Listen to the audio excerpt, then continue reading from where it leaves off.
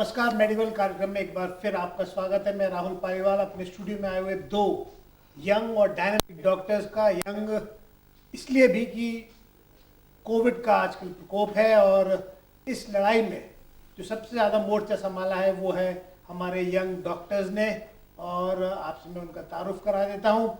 मेरी दाएं ओर SN medical college के असिस्टेंट नोडल अधिकारी, कोविड हॉस्पिटल जो एसएन मेडिकल कॉलेज में बनाया गया है उसमें आप असिस्टेंट कोविड अधिकारी के रूप में काम कर रहे हैं, डॉक्टर अखिल प्रताप सिंह।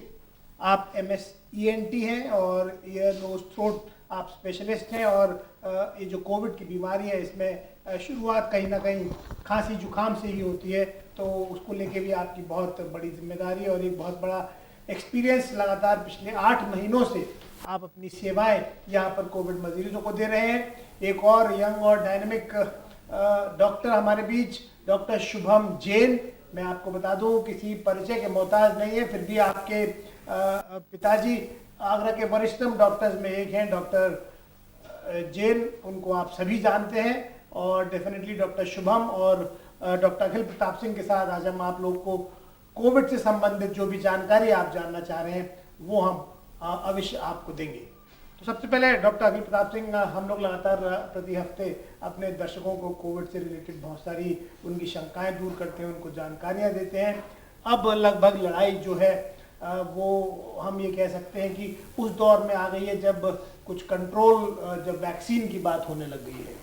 तो सबसे पहले मैं ये जानना चाहूँगा, आगरा में अभी मेडिकल कॉलेज में क्या स्थिति है? हम लोग अगर कोविड मरीजों की बात करें, कितना आप लोग नियंत्रण में है वहाँ पर?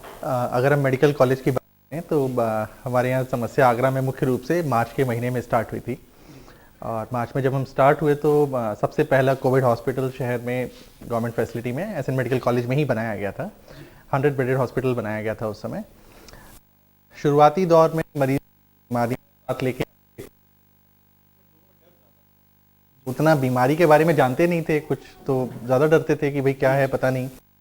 तो शुरुआती दौर में थे वो थे खांसी हुई, जुकाम हुआ, थोड़ी सांस फूली, गले में खराश रही, शरीर में दर्द रहा और ठीक है थोड़े दिनों में ठीक हो जाते थे।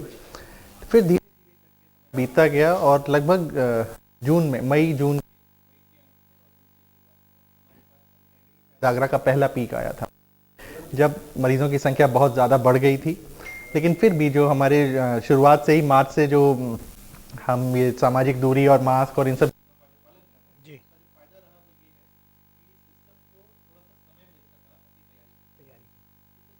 तैयारी अप्रैल के अच्छे से कर ली थी। हम 100 बेड की फैसिलिटी हमने बना ली थी और मई के एंड में आते आते हमारी वो 100 बेड की फैसिलिटी एक बार को लगभग पूरी भर गई थी।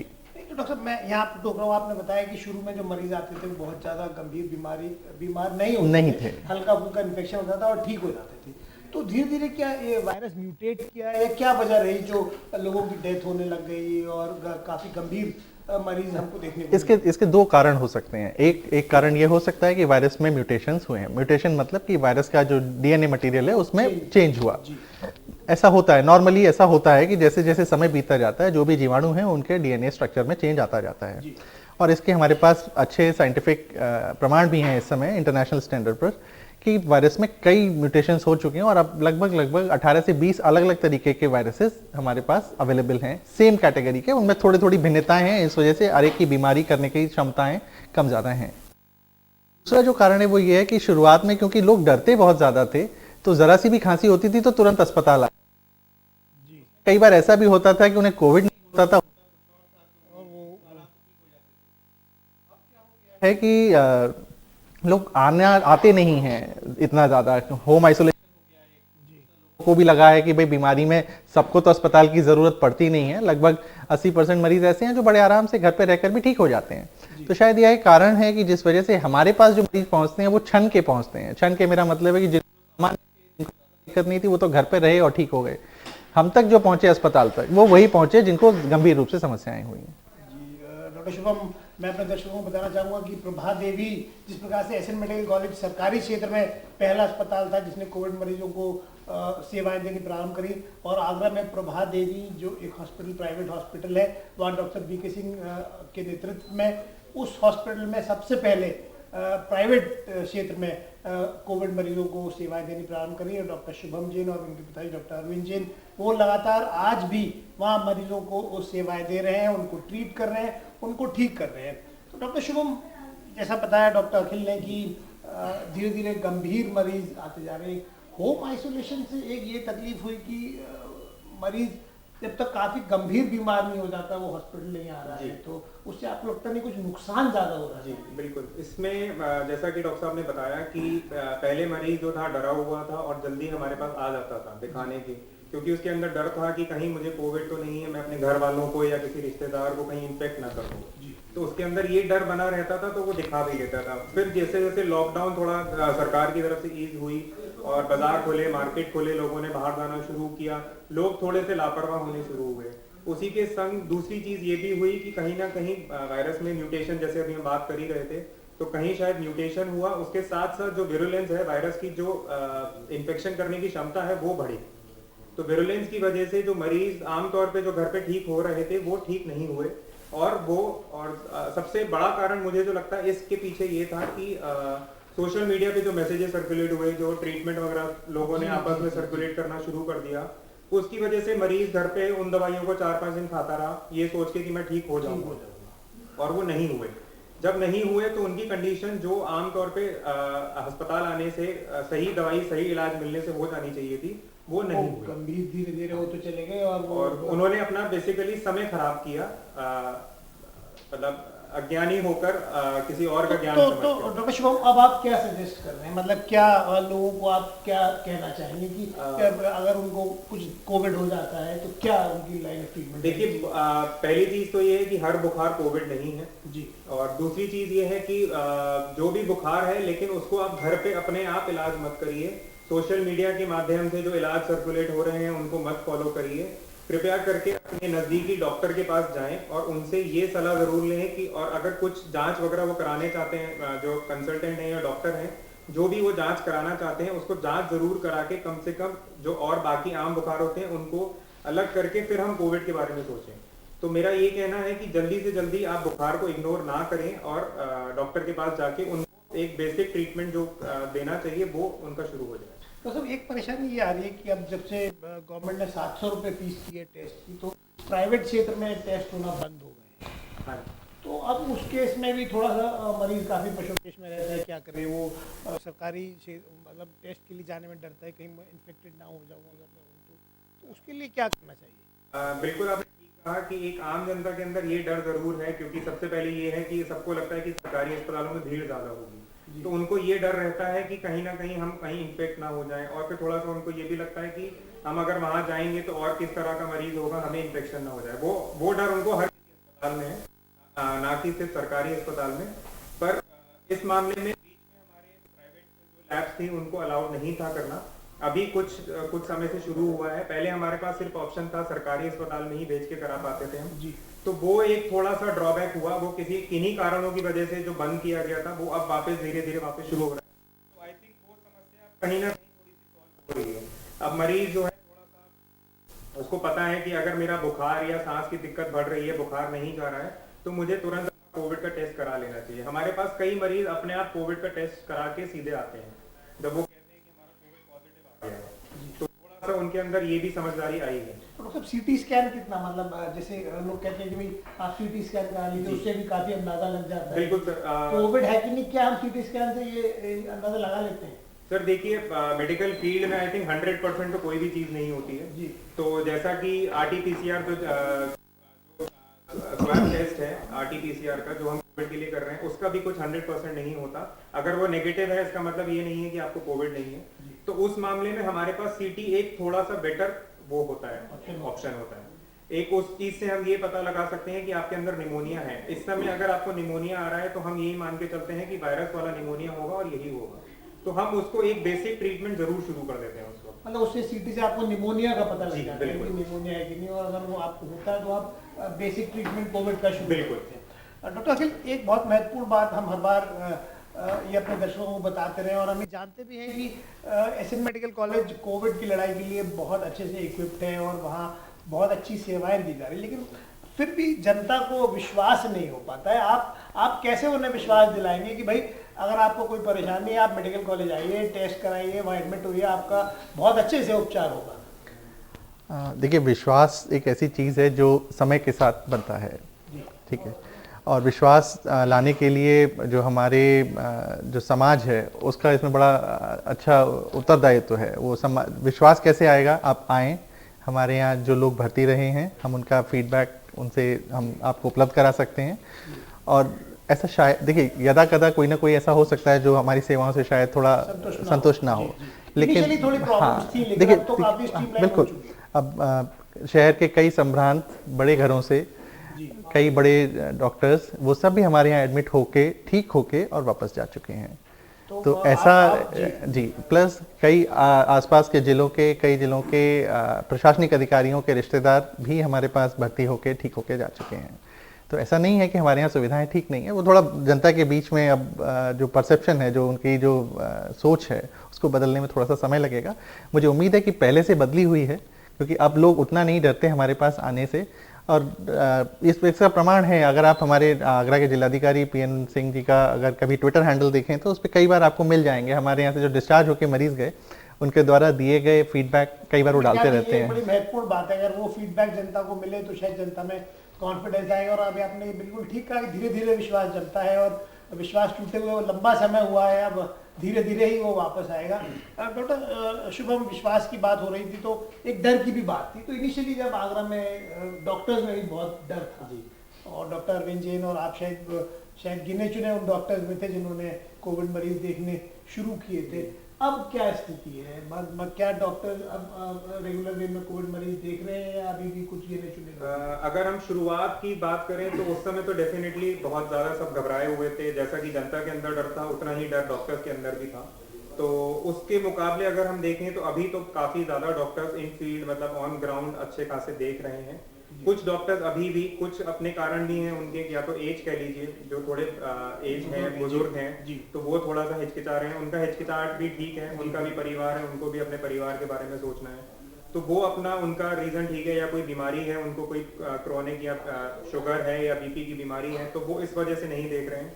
कुछ डॉक्टर्स अब जो पहले नहीं देख रहे थे वो अब देखना शुरू किया है। लेकिन जैसा कि आपने कहा कि मैंने तो शुरू से ही छू के टच करके, हालांकि अपने आप को पूरा कवर करके बचाव करके शील्ड, ग्लव्स, मास्क सब कुछ पहनकर देखा, क्योंकि उसमें एक बार ये जरूर होता था, जैसा कि शुरू में मैंने कहा कि हर बुखार कोविड नहीं होता।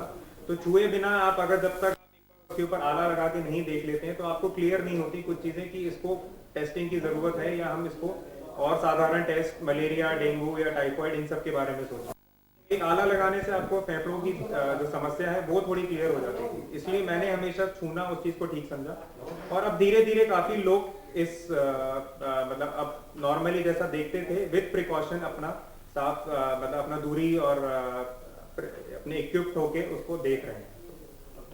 डॉक्टर अगर हम तुलना करें, आज हम एसएन मेडिकल कॉलेज की प्राइवेट जो सुविधाएं मिल रही हैं, तो हम कहाँ अपने को एसएन मेडिकल कॉलेज को कहाँ खड़ा मानते हैं? आप बेटर मानते हैं या क्या आपको लगता है?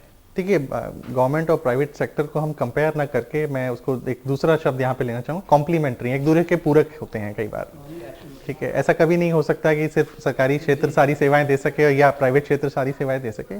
पर हाँ, एक चीज़ मैं ज़रूर कहूँगा, क्योंकि उत्तर प्रदेश में शुरुआती दौर में सबसे ज़्यादा बीमारी सबसे पहले आगरा में हुई थी हर जिले में मुकाबले में। तो उसके चलते हुआ ये कि शुरुआत से ही हमने प्लानिंग अच्छी रखी थी, तो अंततः उसका परिणाम ये रहा कि वो हर पॉसिबल मशीन जो आपको इलाज के लिए चाहिए, वो हर पॉसिबल दवा जो आपको इलाज के लिए चाहिए या जो दवाएं हो सकती हैं इलाज के लिए, वो सभी हमारे पास लगभग जो बेस्ट पॉसिबल दवाएं वो सारी हमारे पास है।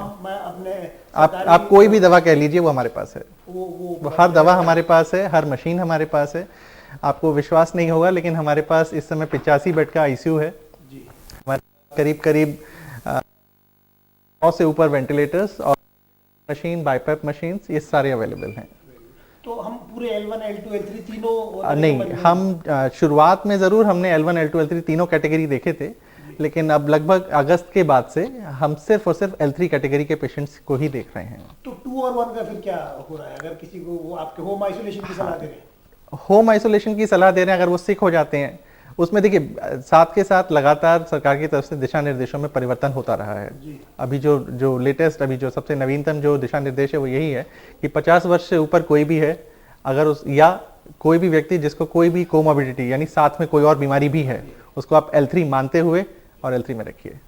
कैटेगरी बदल दी, 50 वर्ष से ऊपर है अगर, या उसको कोई साथ में बीमारी है, तो आप उसे L3 मानते हुए यहाँ रखिए, ताकि उसका शुरुआती दौर में जब वो कम बीमार है उस समय इलाज किया जा सके तो आउटकम अच्छे मिलेंगे। उससे कम होता है, कोई आपके पास आता है हॉस्पिटल, तो आप क्या कहते हैं कि आप होम आइसोलेशन में ठीक हो जाएंगे? देखते हैं, मतलब होम आइसोलेशन के बड़े स्ट्रिक्ट गाइडलाइंस हैं। पहला ये कि घर पे ऐसी फैसिलिटी होनी चाहिए कि वो आइसोलेट करके रखा जा सके। दूसरा ये कि घर पे कोई ऐसा होना चाहिए जो उसके इलाज में इन्वॉल्व हो सके, उसका इलाज। घर पे आप अगर अकेले रहते हैं तो फिर हम नहीं सलाह देते हैं कि आप होम आइसोलेशन में जाएं। रेगुलर मॉनिटरिंग की फैसिलिटी आपके पास घर पे है कि नहीं, आप अपना ऑक्सीजन लेवल घर पे नाप सकते हैं, नहीं कर सकते हैं, ये सब अगर आप कर सकते हैं तो है। दूसरा ये है कि ये जो L2 और ये जो होम आइसोलेशन की जो फैसिलिटीज़ हैं, ये बेसिकली हमारा जो हम 2 विभाग हैं शहर में जो मैनेज कर रहे हैं चीज़ों को। एक है चिकित्सा स्वास्थ्य और एक है चिकित्सा शिक्षा। तो एसएन मेडिकल कॉलेज चिकित्सा शिक्षा में आता है, तो हम L3 को ज़्यादा मैनेज कर रहे हैं। होम आइसोलेशन को प्राइमरली जो है मुख्य तौर पर हमारा जो चिकित्सा स्वास्थ्य विभाग है जो सीएमओ के अंडर में आता है वो मैनेज करते हैं। और वो अपने हिसाब से, लेकिन हाँ, फिर कंफ्यूजन नहीं होता? नहीं, कंफ्यूजन बिल्कुल नहीं होता है, बिकॉज इसमें सेंट्रल कंट्रोल रूम्स हैं, बिल्कुल कंफ्यूजन नहीं होता है। शहर में फिक्स रैपिड रिस्पांस टीम्स हैं और रैपिड रिस्पांस टीम्स हर मरीज जो भी आइसोलेशन में जाता है उसका सेंट्रल डेटाबेस तैयार रहता है कि कौन मरीज आइसोलेशन में भेजा गया, तो उसको फॉलो अप करते रहते हैं उसके साथ, मरीज से फ़ोन पे बात करके कि आज आपको रोज़ फ़ोन आएगा आपके पास कि आज आपकी तबीयत कैसी है। अगर मरीज ज़रा सा भी कुछ बताता है कि उसके लक्षणों में कुछ बढ़ गया है या कुछ नई समस्या हो रही है कुछ है, तो तुरंत वहाँ से रैपिड रिस्पांस टीम मरीज को लेकर के एसएन मेडिकल कॉलेज ले आती है।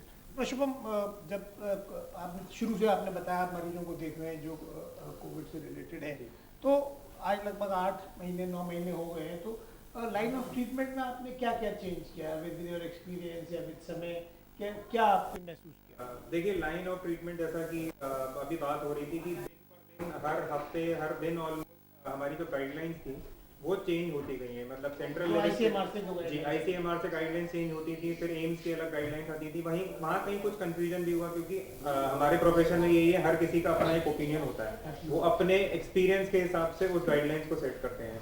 तो एक मेंटालिटी वाले लोग, कुछ जैसे एम्स के डॉक्टर्स हो गए, उन्होंने कुछ गाइडलाइन सेट करी, हालांकि लगभग मिलती जुलती थी लेकिन कुछ डिफरेंसेस थे। तो अब आपके ऊपर डिपेंड करता है आप किसके ऊपर ज्यादा बिलीव करते हैं। तो जैसा आपने देखा कि आईसीएमआर की गाइडलाइंस भी हर ऑलमोस्ट 2 हफ्ते के अंदर चेंज होती चल रही थी शुरू से ही। तो ट्रीटमेंट में बहुत ज्यादा चेंजेस आए। पहले हाइड्रोक्सीक्लोरोक्विन के बारे में बड़ा वो हुआ था, लेकिन इस समय हाइड्रोक्सीक्लोरोक्विन काफी कम इस्तेमाल में आ रही है। हाइड्रोक्सीक्लोरोक्विन पहले ब्लैक मार्केट भी बहुत हुई, लोगों को जैसे ही पता चला आईसीएमआर ने बता दिया है तो लोगों ने जमा करके घर में रख ली। एक टाइम ये भी था कि नॉर्मल जो मार्केट में, जैसे हमें हॉस्पिटल में, आई थिंक गवर्नमेंट हॉस्पिटल्स में भी थोड़ी बहुत कमी रही होगी, प्राइवेट सेक्टर में बहुत कमी हो गई थी, हाइड्रोक्सीक्लोरोक्विन मिलना बंद हो गई थी, क्योंकि लोगों ने जमा करके रख ली थी ये सोच के कि यही इलाज है।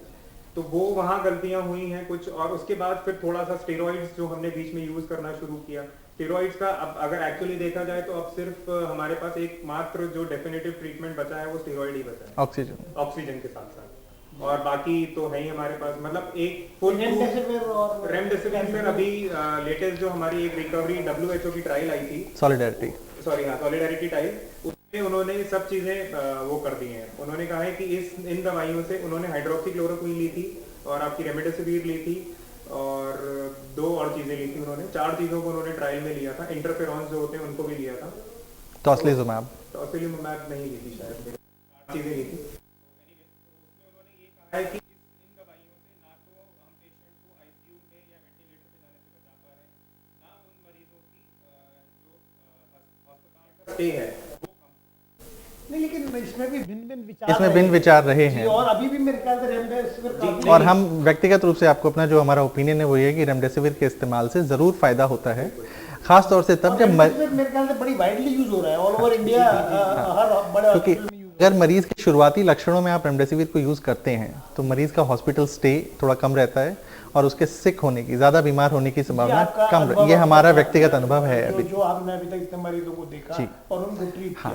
जो ट्रायल की बात कर रहे हैं हम, सॉलिडारिटी ट्रायल जो WHO ने किया था, उसमें जो एक थोड़ी सी समस्या है वो ये है कि उसमें वो मरीज लिए गए थे जो बीमार हैं। तो अब जो मतलब असली बात यही है कि जब कीटाणु ने आपके शरीर में प्रवेश किया, आप तभी उस पर प्रहार करिए। आप इंतजार मत करिए इस बात का कि मरीज बीमार होता है तब हम करेंगे, तब तक देर हो जाती है। तो बस यही चीज़ है कि जल्दी इस्तेमाल करिए तो आउटकम ठीक मिल जाते हैं।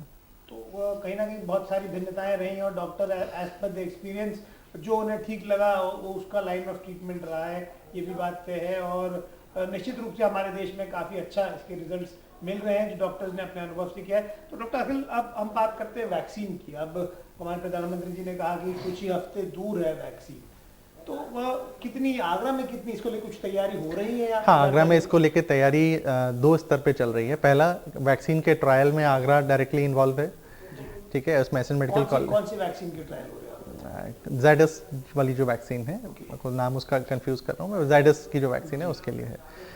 दूसरा जो है वो ये कि हमारे शहर में डेटाबेस तैयार लगभग हो गया है कि वैक्सीन को देखिए, एक साथ आप सभी 150 करोड़ देशवासियों को नहीं दे सकते, तो आपको पहले ये तय करना होगा कि पहले किसे देनी है। तो जो वो प्रायोरिटी है वो डिसाइड हो गई है, उसका डेटाबेस तैयार है। जितने हेल्थ केयर वर्कर्स हैं, क्या पहले सबसे पहले डॉक्टर, सबसे पहले हेल्थ केयर वर्कर में डॉक्टर आते हैं, स्टाफ नर्सेज आते हैं, फार्मासिस्ट आते हैं, वार्ड बॉयज आते हैं, या हॉस्पिटल की हाउसकीपिंग की जो सर्विसेज वाले लोग हैं, वो सभी लोग अस्पताल में, वो हर व्यक्ति जो मरीज से संबंधित कार्य करता है वो सब हेल्थ केयर वर्कर हैं। उन सब का डेटाबेस गवर्नमेंट एंड प्राइवेट दोनों तैयार हैं लगभग। जब भी डोज सरकार की तरफ से उपलब्ध होंगी, सबसे पहले शायद दिशा निर्देशों के हिसाब से इन्हीं लोगों को मिलेंगी। तो डॉक्टर साहब, कितना मतलब ये इसकी मोडस ऑपरेंडी क्या रहेगी? क्या लोगों के घर जा के लगाया जाएगा या उनको सेंटर्स पे बुला के लगाया जाएगा? इसके लेकर के अभी माइक्रो प्लानिंग नहीं हुई है, प्रोसेस में चल रही हैं चीज़ें। संभवतः अगले 2 सप्ताह के अंदर अंदर इसकी जो माइक्रो प्लानिंग है वो हमारे पास आ जाएगी। लेकिन जहाँ तक मेरी समझ है इसमें, वो ऐसा है कि घर घर जाकर तो वैक्सीन नहीं दी जाएगी, सभी को जो वो हॉस्पिटल सेंटर्स हैं वहीं पर वैक्सीन दे दी जाएगी। क्योंकि इतने एक्सपर्ट्स भी शायद उपलब्ध नहीं होंगे। एक्सपर्ट की समस्या नहीं आएगी। जो सबसे इंपॉर्टेंट बात आती है वो है कोल्ड चेन वाली जो बात है। कोल्ड चेन अगर हम ठीक से मेंटेन नहीं कर पाए तो वैक्सीन देना व्यर्थ हो जाएगा। तो ये कोल्ड चेन की बात हो रही है, जो अभी मॉडर्ना की वैक्सीन है या फाइजर की, उनके लिए काफी -डिग्री टेम्परेचर चाहिए। वो शायद इतनी सक्सेसफुल इंडिया में, देखिए, इंडिया में जो इम्यूनाइजेशन प्रोग्राम चलता है उसके हिसाब से इंफ्रास्ट्रक्चर है। अब हमारा जो इम्यूनाइजेशन प्रोग्राम है उसमें जो सबसे ज़्यादा सेंसिटिव वैक्सीन है वो मीजल्स है हमारे पास, तो उसकी रिक्वायरमेंट लगभग -20 डिग्री सेंटीग्रेड की रहती है। तो हमारे देश का जो इंफ्रास्ट्रक्चर है मोटे मोटे तौर पर वो -20 तक को मैनेज कर सकते हैं हम। -20 से नीचे के टेम्परेचर को मैनेज करने की कैपेबिलिटीज़ हमारे पास अभी ठीक से नहीं है। तो जो ये फाइजर की वैक्सीन है जिसके लिए -70 डिग्री सेंटीग्रेड चाहिए, इसको शायद हम अपने यहाँ आसानी से इम्प्लीमेंट नहीं कर पाएंगे। तो वो जो दूसरी वैक्सीन हैं जिनकी टेम्परेचर रिक्वायरमेंट बेहतर है, जैसे कि कोवैक्सीन है, उसकी टेम्परेचर रिक्वायरमेंट लगभग 4 डिग्री सेंटीग्रेड है, उसकी कोल्ड चेन मेंटेन करना हमारे लिए काफ़ी आसान होगा और फील्ड में उसको यूज़ करना भी काफ़ी आसान होगा हमारे लिए। सर, एक बात और, ये लोग में बड़ा ये भी जिज्ञासा है जानने की, कई वैक्सीन की सिंगल डोज की बात की जा रही है, कुछ की डबल डोज की बात की जा रही है, तो ये इसके लेके मैं ये कहूँगा कि ये बहुत ही साइंटिफिक मैटर है। इसको बहुत आसान शब्दों में डिस्कस कर पाना आसान नहीं होगा, बिकॉज वैक्सीन कौन सी किस तरीके से बनी है इस पर निर्भर करता है। अगर वैक्सीन वायरस है, वायरस के बहुत सारे पार्ट हैं, उसके कौन सा पार्ट, क्या चीज़ कैसे इस्तेमाल की गई है, उस हिसाब से उस वायरस की हमारी बॉडी में इम्यूनोजेनिसिटी रही। हमारी इंडिया में जो वैक्सीन बन रही हैं, वो 3-4 कंपनी जो बना रही हैं, तो उसकी क्या डबल डोज होगी या ऐसा प्राइमा फेसी, मतलब प्रथम दृष्टया ऐसा लगता है कि सिंगल डोज से शायद काम नहीं चलेगा। मतलब 20 दिन बाद दूसरे डोज की बात कर रहे हैं। हाँ, अभी जो हम ट्रायल में कर रहे हैं, जो ट्रायल है हमारा, ट्रायल में यही है कि फर्स्ट डोज, उसके लगभग 3 से 4 हफ्ते बाद सेकेंड डोज। जो ट्रायल फेज 3 ट्रायल्स चल रहे हैं उसमें तो हम ये फॉलो कर रहे हैं अभी। फिर उसके रिजल्ट्स को, क्योंकि हम एंटीबॉडी कैसा डेवलप हुआ बॉडी में, उस हिसाब से देखेंगे, तो फाइनल प्लान जो होगा संभवतः वो ऐसा होगा कि हमने फर्स्ट डोज दी, उसके बाद लगभग 3-4 महीने के बाद हमने एंटीबॉडीज टेस्ट किए बॉडी में कि उनका लेवल कैसा है। अगर हमें लगेगा कि वो एडिक्वेट है तो उसको सेकेंड डोज नहीं देंगे, और जिसको ज़रूरत होगी, जिसका कम रिस्पॉन्स आया बॉडी में, उसको सेकेंड डोज दे देंगे। तो ये कब तक इफेक्टिव रहेगी? एक बार वैक्सीन ले ली, आ गई, हम ये मान के चलते हैं भाई वैक्सीन आ गई, वैक्सीन लग भी गई, ये कितने टाइम तक इफेक्टिव रहेगी? कह पाना बड़ा मुश्किल है, क्योंकि अभी हमारे पास कोई बहुत ज़्यादा साइंटिफिक डेटा इस चीज़ को लेकर उपलब्ध नहीं है। क्या क्लेम कर रहे हैं? बट मोटे तौर पर सभी लोगों का जो क्लेम है वो 6 महीने से साल भर तक का क्लेम है। साल भर के बाद फिर से लगानी पड़ेगी शायद ज़रूरत पड़े, पर हम ये मान के चल रहे हैं कि साल भर के बाद हमारी ये आपदा नियंत्रण में आ जाएगी, तो शायद वैसे ही ज़रूरत ना पड़े। उसमें एक कारण ये भी हो सकता है कि जैसा हम अभी बात कर रहे हैं कि जो जुलाई में वायरस था बीच में कम हुआ, फिर अभी जो वायरस है वो थोड़ा सा बदलाव है, तो हो सकता है कि अगले साल जो वायरस कुछ और म्यूटेशन कर ले, तो म्यूटेशन के हिसाब से जैसे कि हम H1N1 जो पहले आया था उसमें भी यही होता था कि वायरस के स्ट्रेन बदलते रहते हैं, तो हर साल इन्फ्लुएंजा की जो वैक्सीन होती है वो चेंज होके आती है। ओके। तो इसमें भी हो सकता है कि ऐसा कुछ आगे वो करा जाए, जैसे कि हर साल के स्ट्रेन के हिसाब से वैक्सीन बदली जाए। तो डॉक्टर साहब एक चीज और जानना चाहूंगा, ये वैक्सीन मैं की बात- एक मिनट फिर से टोकूंगा आप यहाँ पे थोड़ा सा। यहाँ पे एक और बड़ी इंपॉर्टेंट चीज़ है, कॉन्सेप्ट जो समझने की जरूरत है, वो इवोल्यूशन। इवोल्यूशन बदलती चली जाती है, तो कभी के साथ जेनेटिक स्ट्रक्चर में ऐसा जानोगे कि फिर वो जीवित ही खत्म हो जाता है। जैसे इसका बहुत अच्छा एग्जाम्पल स्पेनिश फ्लू है। स्पेनिश फ्लू 1918 में आया था, 1918 में आया, 2 साल रहा और फिर अचानक कहाँ गायब हो गया किसी को पता ही नहीं चला। ये हम आशा ही कर रहे हैं हम यही आशा करेंगे कि अचानक गायब हो जाए। ऐसा हो जाए। अच्छा डॉक्टर साहब, ये मैं जानना चाहता हूँ, जैसे वैक्सीन आ जाती है तो ये जो गंभीर मरीज होते हैं, क्या उनको लगा वैक्सीन लगाने से, वैक्सीनेट करने से वो ठीक हो जाएंगे? तो जैसा कि ट्रायल्स और रिसर्च के ऊपर है, उसमें भी यही देखा गया है, जो पहले पेशेंट्स मतलब जो कम बीमार थे या जो बीमार नहीं है उनके अंदर वैक्सीन के अंदर वो देखा गया एंटीबॉडी कितनी बनी। तो अगर हम ये कहें कि बीमार मरीज लगाने से एकदम उठ के बैठ जाएगा या वेंटिलेटर हट जाएगा, ऐसा तो नहीं है। एक वैसे भी जो हम लगाते हैं उसके 2 उद्देश्य होते हैं। एक उद्देश्य है कि हमें वो इन्फेक्शन लगे ही नहीं। दूसरा जो सेकेंडरी ऑब्जेक्टिव है वो ये है कि अगर हो भी जाए तो उसकी सिवियरिटी कम हो, वो ज्यादा परेशान नहीं करे, थोड़ा बहुत जुकाम खांसी होके रह जाए और यहीं पे ठीक हो जाए। तो वैक्सीन से हम दोनों तरीके के रिस्पांस एक्सपेक्ट कर रहे हैं। ये ज्यादा है कि हो सकता है कि उसकी नहीं, लेकिन जो ऑलरेडी जैसे मैंने कहा इन्फेक्टेड है, गंभीर मरीज है, तो एंटीबॉडी तो डेवलप आप बता रहे हो उसका कोई रोल नहीं, वो बीमार वही एब्सोल्युटली, मतलब that is not a treatment. नहीं, बिल्कुल नहीं, बिल्कुल नहीं। वैक्सीन हम बीमारी बचा रहे हैं, बीमारी होना, जैसा कि कहा कि सीवियरिटी कम करने के लिए हम सोच सकते हैं, लेकिन ये जरूरी नहीं है कि आपको बीमार हो गए हैं और आप अगले दिन उठ के ठीक हो जाए। ऐसा मतलब ये वैक्सीन जो मरीजों के लिए नहीं है, मरीज के लिए नहीं है, उन लोगों के लिए है जिनको अभी हुआ नहीं है, जिनको अभी हुआ नहीं है, वो इससे बच सकते हैं, उससे बच सकें। इसकी तैयारी चल रही है, इसकी तैयारी चल रही है शहर में। और लगभग कितने बड़ा हम लोग डेटाबेस यहाँ पर, कितने लोगों पर हम लोग ट्रायल कर रहे हैं? ट्रायल के लिए जो आईसीएमआर की तरफ से परमिशन है वो लगभग 300 पार्टिसिपेंट्स की परमिशन है। फेज 3 ट्रायल में 300 पे ट्रायल चल रहा है, वो हम लोग आगरा में कर रहे हैं। जी। और फाइनली जब अवेलेबल होगी तो जो भी हमारे हेल्थ केयर वर्कर आगरा के जितने भी हैं सबको मिलेगी। तो हम लोग ये कब तक, मतलब जैसे प्रधानमंत्री ने कहा था कुछ ही हफ्तों में आ जाएगी, तो क्या दिसंबर में, जनवरी में, कब से ये आपको लगता है मुझे लगता है, मतलब व्यक्तिगत रूप से मुझे ऐसा लगता है कि शायद सभी चीज़ों को क्रियान्वित होते होते अभी लगभग 1 महीना लग जाएगा। जनवरी में हम लोग एक्सपेक्ट कर सकते हैं, उम्मीद करते हैं कि हमारे पास जो हमारे आ डॉक्टर्स जाएगी। हैं और जी। जो फ्रंटलाइन वर्कर्स हैं उनको शायद लग जाएगी, उनको मिलना शुरू हो जाएगी जनवरी से। जी।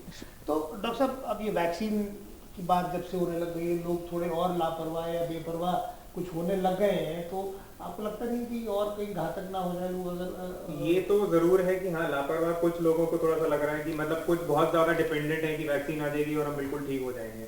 लेकिन जैसा कि हमने पहले भी डिस्कस किया, उसका मतलब ये नहीं है कि आप मास्क हटा सकते हैं अपना आप। और ये भी हमारी सबसे बड़ी बात ये है कि हम बिल्कुल उसके लिए श्योर नहीं है कि वो कितने दिन तक आपको प्रोटेक्शन देगा। सबसे बड़ी बात, अगर आपने वैक्सीन लगा ली, अभी भी जैसे कुछ केसेस हुए हैं जो 1 महीने के अंदर दोबारा से उनको इन्फेक्शन हो गया। ये ऐसे हुए आगरा में हुए? आगरा में मुझे हैं ऐसे केसेस हैं और इनकी संख्या लगभग 1-1.5% है। लेकिन काफी 1-1.5% लोग ऐसे हैं जिनको पहले हुआ। ये भी बड़ा डिबेटेबल है डॉक्टर साहब। कुछ लोग कहते हैं कि नहीं होता है, कुछ कहते हैं कि पूरी तरीके से ठीक नहीं हुए थे, तो इसलिए नहीं, देखिए, तो इसमें वही है ना, क्योंकि बीमारी नहीं है, अभी हमारी समझ उसके बारे में इवॉल्व हो रही है, अभी हम समझ रहे हैं कि क्या चल रहा है। कंक्लूजन नहीं निकाल सकते फाइनल आंसर कि ये नहीं होगी या ये होगी।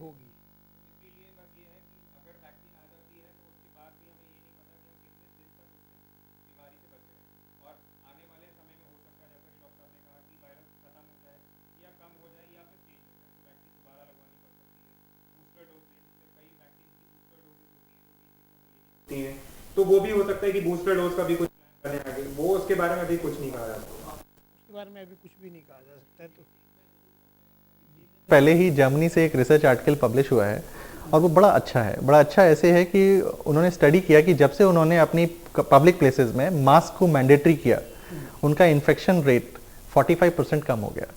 ये बड़ा सिग्निफिकेंट चेंज है। एक छोटा सा पब्लिक पॉलिसी है, मास्क मैंडेटरी, और आपका इन्फेक्शन रेट कम हो जाएगा, 100% कम हो जाएगा, बिकॉज ये सबसे अच्छा तरीका है और कोई इससे अच्छा तरीका नहीं है। और इसका जो एक फायदा है बहुत बड़ा, वो ये है कि देखिए क्या होता है, सिस्टम की अपनी एक कैपेसिटी है, इंफ्रास्ट्रक्चर की अपनी एक सुविधा है, भी कितना कर सकता है। आगरा की जनसंख्या 40 लाख है, अब 40 लाख में से अगर अचानक से 1 लाख लोग बीमार हो जाएंगे तो कोई व्यवस्था नहीं की जा सकती, असंभव है ये काम।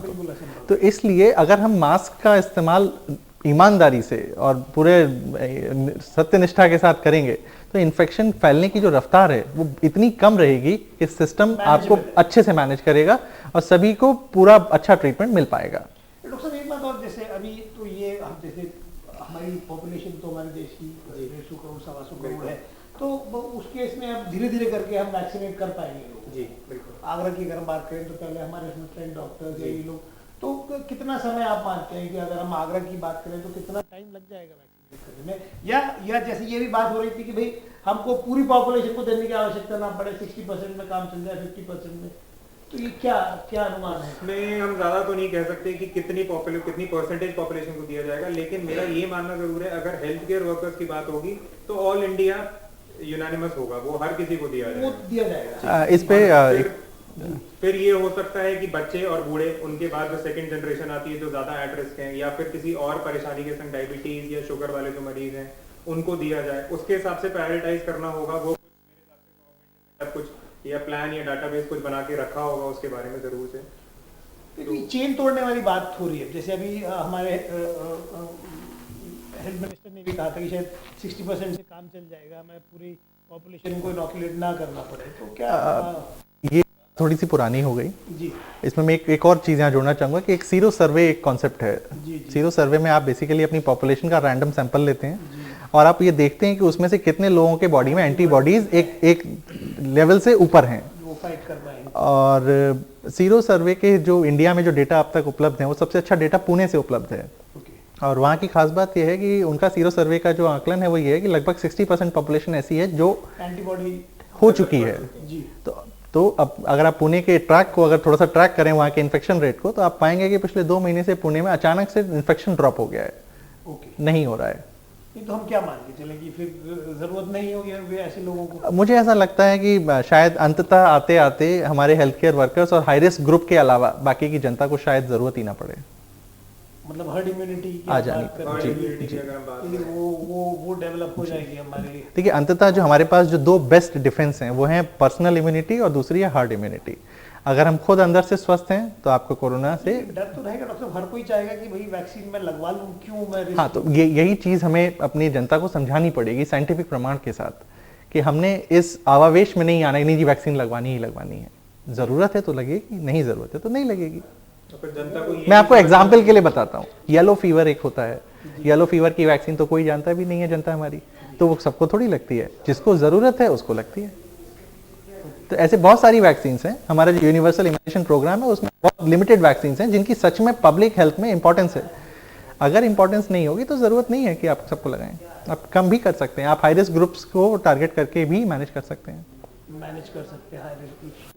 उसमें वही है कि प्रायोरिटाइज करना जरूरी हाँ, है। अब कि सबसे पहले हेल्थ केयर वर्कर्स हो गए जो हैं, तो सबसे पहले कि भाई जो रिस्क पे सबसे ज्यादा है पहले आप उसको दीजिए, धीरे धीरे नीचे आइए। डॉक्टर साहब ने बच्चों का बोला, बच्चों में जो अब तक का हमारा एक्सपीरियंस है वही है कि बच्चों को कुछ नहीं होता, बच्चों को नहीं होता, बच्चों को लक्षण।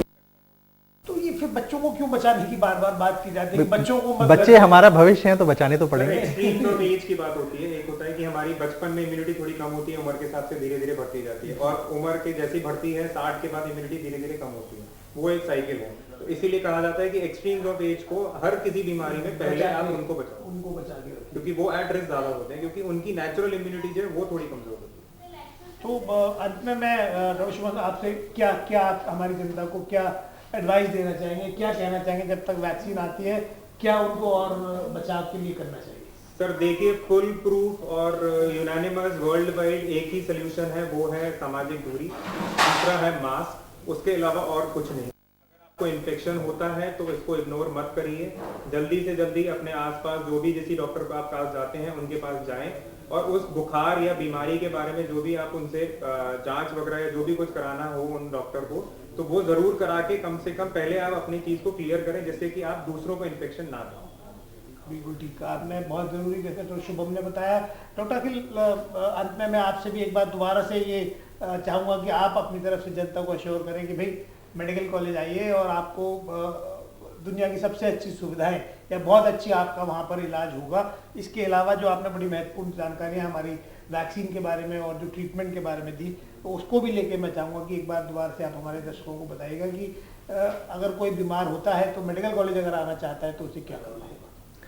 देखिए, अगर आप बीमार होते हैं और आपके मन में यह शंका है कि आपको कोरोना हो गया है, तो आपके पास दो सरकारी क्षेत्र में आपके पास दो विकल्प हैं। एक है आप जिला अस्पताल जा सकते हैं, दूसरा विकल्प है कि आप एसएन मेडिकल कॉलेज आ सकते हैं।